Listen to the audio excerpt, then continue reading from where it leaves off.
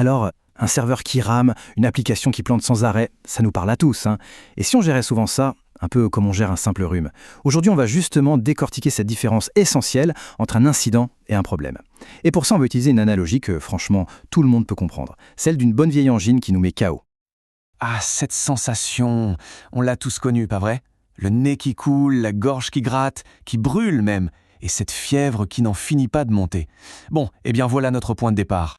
Allez, première partie, on va appeler ça le rhume éternel de l'informatique. Vous voyez le genre?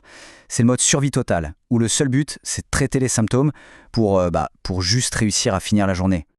Quand on est malade comme ça, le premier réflexe, c'est quoi? C'est de gérer l'urgence, bien sûr. On a de la fièvre, hop, un paracétamol. Mal de gorge, allez, un peu de sirop. Le nez bouché, un petit coup de spray nasal.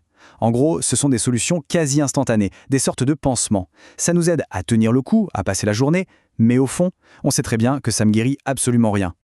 Ok, maintenant, prenons exactement cette même logique et appliquons-la à l'informatique. Un serveur qui se traîne, allez, on le redémarre. Une application qui plante, on vide le cache et on repart. C'est pile le même principe. On applique ce qu'on pourrait appeler un paracétamol numérique en fait. Le but, c'est de soulager la douleur de l'utilisateur et le plus vite possible. Et tout ça, ça porte un nom officiel, c'est la gestion des incidents. L'objectif, il est hyper simple. On réagit à un truc qui n'était pas prévu, on remet le service sur pied le plus vite possible et on fait en sorte de limiter la casse pour l'activité. C'est en quelque sorte tout l'art de poser des pansements numériques, mais de le faire vite et bien. Bon, mais qu'est-ce qui se passe quand les pansements, ça ne suffit plus? Quand on passe son temps à en remettre? C'est là qu'on arrive à notre deuxième partie, à aller au-delà des symptômes. Parce que oui, à un moment, il faut bien chercher la vraie cause de la maladie. Et là, on touche à la question qui tue. Le paracétamol, c'est super, ça soulage, mais à peine l'effet estompé, hop, la fièvre repart de plus belle. C'est pareil en informatique, hein. Le serveur qu'on a redémarré, il finit toujours par ralentir à nouveau. Du coup, on fait quoi quand les symptômes reviennent encore et encore et encore? C'est justement là qu'est toute l'idée centrale. Le nez qui coule, ce n'est pas la maladie, c'est juste un symptôme. Et bien de la même façon, un incident, comme notre fameux serveur lent, ce n'est jamais le vrai problème. Et ça, c'est une distinction qui change absolument tout. Et c'est à ce moment-là que le médecin entre en scène, si vous voulez, avec son vrai diagnostic de fond. En informatique, on appelle ça la gestion des problèmes. Là, l'objectif change radicalement.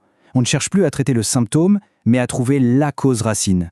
C'est comme trouver l'infection bactérienne qui est la vraie responsable de la fièvre. C'est seulement en s'attaquant à cette bactérie qu'on peut espérer stopper les symptômes pour de bon. Et tout ça, ça nous amène à une différence capitale dans la façon de s'organiser. On entre dans la troisième partie, urgence contre analyse. On parle bien de deux processus, deux mondes qui ne tournent pas du tout, mais alors pas du tout au même rythme. En fait, on a deux logiques qui s'opposent complètement. D'un côté, il y a la gestion d'incidents. Son but, traiter le symptôme. Ce qui la motive, l'urgence, les fameux SLA. L'action, rétablir le service vite. Et de l'autre côté, on a la gestion de problèmes. Son but, éliminer la cause. Son moteur, l'analyse, le temps de la réflexion. L'action, faire en sorte que ça n'arrive plus jamais. Ce sont vraiment deux mondes parallèles. Il y a une citation de la source qu'on analyse aujourd'hui qui illustre ça à la perfection. Vouloir résoudre un problème de fond en ayant la pression d'un ticket d'incident, c'est comme demander à un chirurgien d'opérer en 5 minutes chrono. Le résultat risque d'être assez sanglant. Franchement, ça dit tout.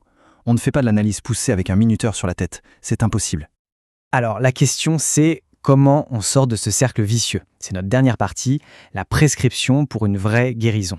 Comment on fait pour passer des rustines de tous les jours à un système qui est fondamentalement sain? Au final, tout ça, ça se résume à un choix. Un vrai choix stratégique.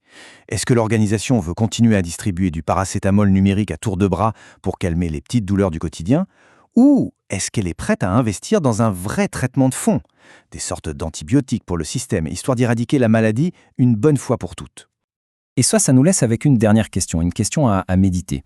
Les équipes IT sont-elles condamnées à jouer les pompiers en permanence, à courir d'un incendie à l'autre sans jamais s'arrêter, ou est-ce qu'on leur donne enfin les moyens de devenir des architectes, des gens qui construisent un système plus solide, plus sain pour l'avenir? Toute la clé de cette transformation, elle est là, dans cette petite différence entre un incident et un problème.